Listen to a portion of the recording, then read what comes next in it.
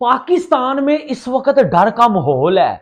अभिषेक शर्मा ने पहली बॉल के ऊपर जो छक्का लगा के घंटा बजाया ना यूएई का, Pakistani team, Pakistani cricket fan और मेरे घंटे के एक्स क्रिकेटर इस वक्त डरे हुए हैं। कोई एक्साइटेड मैच नहीं था, वन साइडेड मैच था। जिस तरह इंडिया खेली, मैं दावे से कह सकता हूं कि इंडिया पाकिस्तान से इस वक्त 10 से 15 साल आगे है। और 7 महीने 7 दिन के तवील अरसे के बाद आज उसने जो T20 खेला वो बिल्कुल यकतरफा मुकाबला साबित हुआ। पाकिस्तान के लिए खतरे की घंटी बजा दी है जिस तरीके से उनके बॉलर खासतौर पर कुलदीप यादव ने बॉलिंग की। राशिद भाई, स्ट्रॉन्ग तो है टीम इंडिया, वेरिएशन और वैरायटी भी उनके पास बहुत है। जी बिल्कुल स्ट्रॉन्ग टीम है और स्किल वाइज भी बहुत आगे है, परफॉर्मेंस बहुत ज्यादा दी हुई है इंटरनेशनल में भी और डोमेस्टिक में भी। हम लोग स्ट्राइक रेट की बात करते हैं, इनके स्ट्राइक रेट देखते हैं इंटरनेशनल के तो आपकी खुली नजर। जी दंग पे एशिया में उसका कोई मुकाबला नहीं है। मैं लाखों दफा बोलूंगा, कोई मुकाबला नहीं है इंडिया से एशिया की टीम का किसी का कोई मुकाबला नहीं है। लेकिन अगर इंडिया को फेवर देने की बात आती है तो ये यूएई तो उनका अपना होम ग्राउंड है में उतरे। तो मैं ये तो नहीं कह रहा कि, लेकिन माजी में ऐसी बातें होती रही हैं कि कहीं ना कहीं किसी ना किसी तरीके से इंडिया को फेवर पहुंचाने की कोशिश की जाती है। तो हम सबको पता है कि फेवर पहुंचाया जाता है। स्पिनिंग, इतना स्पिनिंग ट्रैक के एक टीम 13 ओवर में आउट हो रही है और जाहिर है जब 60 रन का हदफ होगा तो फिर वो तो बहुत आसानी से हासिल कर लेंगे 57-58 रन। कि भाई निशाना जो है वो यूएई पे लगाया लेकिन पोटी उनकी निकल गई। जो बोल रहे हमारी टीम में 2-3 ऐसे प्लेयर हैं जो जसप्रीत बुमराह का वेट कर रहे हैं और जसप्रीत बुमराह के लिए उन्होंने खुद को बनाया हुआ है। इस वक्त जो इंडिया क्रिकेट के ऊपर जो इन्वेस्टमेंट कर रहा है, प्लेयर्स के ऊपर जो इन्वेस्टमेंट कर रहा है, उसके एतबार से मैं ये कह रहा हूँ कि इंडिया पाकिस्तान से 10-15 साल आगे है। अब जिस तरह की इन सारे इनके स्पिनर्स ने अपनी फॉर्म शो की है, तो सारे बैट्समैनों को तो आप सोच के आना पड़ेगा कि हमने इनके खिलाफ क्या स्ट्रैटेजी के साथ क्रिकेट के लिए। टीम है वो बहुत जबरदस्त, इनकी टीम है। सीनियर प्लेयर्स की कभी बिल्कुल महसूस इस मैच के अंदर हुई नहीं। हमें पता था कि कोई मुकाबला नहीं है यूएई का भारत के साथ, लेकिन इतनी डोमिनेंस जो उन्होंने आज दिखाई है दैट इज स्कैरी। ठीक है ना। तो जिसके बारे में हम बार बार अपनी टीम के बारे में भी कहते हैं कि भाई ये वो इंडिया की टीम एक जमाना था कि जब हमारी टीम ग्राउंड में उतरती थी तो उनकी टांगे कांपती थी। ठीक है, अब क्या सिस्टम है, अब वो टीम जब ग्राउंड में आती है हमें प्रॉब्लम्स होती है, पूरी दुनिया को प्रॉब्लम्स होती है। तो ऐसा लगा कि थोड़ा सा एडवांटेज जो है वो इंडिया को, उनके स्पिनर्स अच्छे, इतनी स्पिनिंग ट्रैक T20 क्रिकेट में कहाँ होता है। अगर ये वाले ट्रैक हर जगह पे रखेंगे, पाकिस्तान के भी तीनों स्पिनर उतरते हैं, इनके भी तीनों स्पिनर उतरते हैं, देखते हैं कि कितना टर्निंग ट्रैक रखते हैं ये, हम उस दिन देख लेंगे। अबे साले मारूंगा इतने पटके तुझे। इंडिया से खुद को कंपेयर करता है। वो तो पाकिस्तान वाले खुश हो रहे थे कि यार अच्छा हुआ विराट कोहली से जान छूटी। ये जो टीम आई है ना, ये जो अभी इस टाइम खेल रही है लड़के, ये अभिषेक शर्मा, ये शिवम दुबे, ये। नमस्कार दोस्तों, जय हिंद। जैसा कि आप जानते हैं कि कल एशिया कप का भारत ने अपना पहला मैच खेला था जिसमें उस भारत ने यूएई को 57 स्कोर पर ऑल आउट कर दिया था। उसके बाद 4.3 बॉलों में ही अपना टारगेट अचीव कर लिया था। इसके बाद पाकिस्तान मीडिया में काफ़ी ज़्यादा हलचल मच चुकी है और काफ़ी ज़्यादा डरी हुई है। इसमें पाकिस्तान मीडिया, उनको डर है कि कहीं भारत पाकिस्तान का भी यही हाल ना कर दे। चलो आओ वीडियो में आगे देखते हैं क्या क्या बोल रहा है पाकिस्तान मीडिया। क्योंकि ट्राई सीरीज जीत के हम खुद को बड़ा माचू मैन समझ रहे थे, लेकिन वो अभिषेक शर्मा ने जो एंट्री की है, ऐसा लगा ही नहीं कि 6 माह बाद क्रिकेट वो खेलने आया है। अहमद शहजाद ने बोला है कि यार ये तो वही यूएई की टीम थी जिसने पाकिस्तान को पकड़ के नचाया 2 मैचों में, और हम मिन्नतें करते, तरले करते, बमुश्किल यूएई से जीते हैं। और कोई एक्साइटेड मैच नहीं था, वन साइडेड मैच था। जिस तरह इंडिया खेली, मैं दावे से कह सकता हूं कि इंडिया पाकिस्तान से इस वक्त 10 से 15 साल आगे है। स्किल्स पाकिस्तान के पास है, टैलेंट है। 10-15 साल किस चीज में आगे है? जिस तरह वो प्रोफेशनल वे में अपने प्लेयर्स को डेवलप कर रहे हैं, मेंटली वो 10-15 साल आगे हैं, सेल्फ बिलीफ में वो 10-15 साल आगे हैं, क्रिकेटिंग नॉलेज, क्रिकेट अवेयरनेस के एतबार से वो 10-15 साल आगे हैं। क्योंकि पाकिस्तान जो है वो क्रिकेट अवेयरनेस का उनको इतना आइडिया नहीं है, एक्सपोजर उनको इतना मिला हुआ आता नहीं है, कॉन्फिडेंस जाहिर है वो इतना ज्यादा नहीं है, गलियों मलियों से खेल के और स्टेडियम में चले जाते हैं। क्योंकि मैं खुद ऐसे ही रास्ते से निकला हूँ। 10-15 साल का गैप जो है वो बहुत बड़ा गैप होता है। इंडिया आउटस्टैंडिंग बैटिंग की, तो इंडियन प्लेयर्स की जो बॉडी लैंग्वेज थी तो इंडियन प्लेयर्स के सारे जो एक्शंस थे, उनका जो खेलने का अंदाज था, करना, उनकी जो आंखों में स्पार्क थी, इससे समझ आता है कि प्लेयर्स को कैसे तैयार किया जा रहा है और उनकी जो बॉडी लैंग्वेज, उनका जो एग्रेशन, सेलिब्रेशन, उनकी यूनिटी और जो फिर उनकी स्किल्स थी और जो उनकी फिजिकल फिटनेस थी, वो सारी चीजें बता रही हैं कि वो कितना प्रोफेशनल वे में काम कर रहे हैं। पाकिस्तानियों, आप मेरी बात का कोई बुरा ना मनाना यार, जो हकीकत है वो बतानी चाहिए and we should learn from. और भारत ने वाकई में अपने आप को वर्ल्ड चैंपियन साबित किया, क्योंकि भारतीय क्रिकेट टीम जो थी वो 2 फरवरी 2025 के बाद कोई T20 इंटरनेशनल मैच खेल रही थी और 7 महीने 7 दिन के तवील अरसे के बाद आज उसने जो T20 खेला वो बिल्कुल एकतरफा मुकाबला साबित हुआ। तो 37 दिनों के बाद टीम कोई इंटरनेशनल मैच खेल रही थी, लेकिन क्या परफॉर्मेंस दी भारत ने और पाकिस्तान के लिए खतरे की घंटी बजा दी है। जिस तरीके से उनके बॉलर, खासतौर पर कुलदीप यादव ने बॉलिंग की, लेकिन कुलदीप यादव ने जो 4 विकेटें हासिल की, बिल्कुल बेबस नजर आए मुत्तहिदा अरब अमारात के बैट्समैन उनके सामने।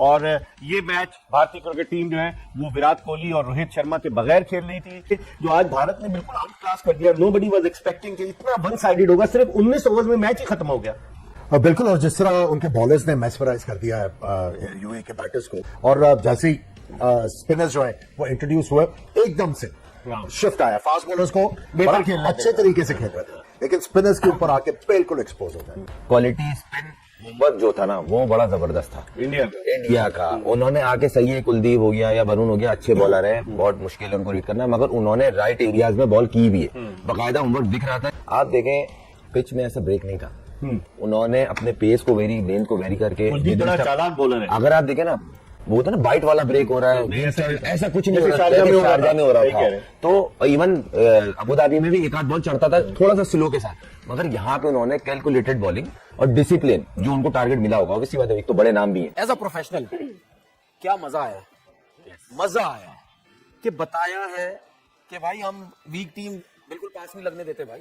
एज अ प्रोफेशनल हम यही बात करते हैं, कोई भी दुनिया की टीम जब उस लेवल पे चली जाती है और रैंकिंग में जब पहली नंबर पे, एशिया में उसका कोई मुकाबला नहीं है, मैं लाखों दफा बोलूंगा, कोई मुकाबला नहीं है। इंडिया से एशिया की टीम का किसी का कोई मुकाबला नहीं है। दुनिया की रैंकिंग की नंबर 1 की टीम है वो, ठीक है। तो भाई सिस्टम, मेरिट, प्लेयर्स, तसलसल, ठीक है, बताया है कि सिस्टम। अगर यही टीम, इस टीम ने 57 पे आउट किया, 4 ओवर 5 ओवर में मैच पूरा करके साइड पे हो गए, पसीना तक नहीं निकला उनका, ना प्रॉपर कप्तान का दिमाग यूज हुआ, ना कप्तान के ऊपर टेंशन आई, ना प्लेयरों पे टेंशन आई। बॉलर इस तरह गेंद कर रहे थे जैसे भाईजान खाली विकेटों को बॉल मारनी है, ठीक है, ये टांगों पे बॉल मारनी है, बल्ले पे बल्ला है ही नहीं उनके पास। कहने का मकसद ये है कि उन्होंने ये शो किया है कि भाई बड़ी टीम ही होती है, ठीक है ना। तो जिसके बारे में हम बार बार अपनी टीम के बारे में भी कहते हैं कि भाई ये वो इंडिया की टीम एक जमाना था कि जब हमारी टीम ग्राउंड में उतरती थी तो उनकी टांगे कांपती थी, ठीक है। अब क्या सिस्टम है, अब वो टीम जब ग्राउंड में आती है हमें प्रॉब्लम्स होती है, पूरी दुनिया को प्रॉब्लम्स होती है, ठीक है ना, ठीक है।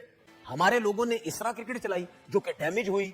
इंडिया वाले क्या करते रहे, ठीक है, कपिल देव हटा, दूसरा आए, सौरभ गंगोली ने टीम बनाई, वो हटे, धोनी के हाथ में आ गई, वो हटे, कोहली के हाथ में आ गई, वो हटे, शर्मा, ठीक है, शर्मा, वहां पे सब टीम के लिए सोचते रहे।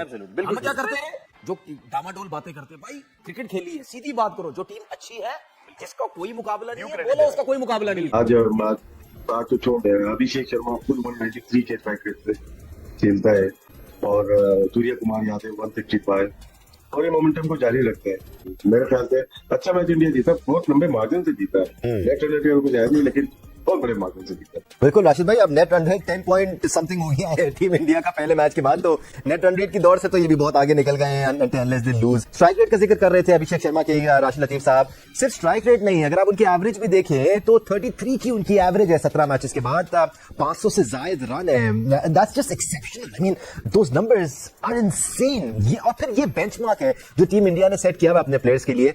आगे चल के हम दीगर प्लेयर्स पे भी आएंगे, उनकी भी सिमिलर स्टैट्स ही हैं, सिर्फ इक्का दुक्का नहीं है प्लेयर है इनके पास।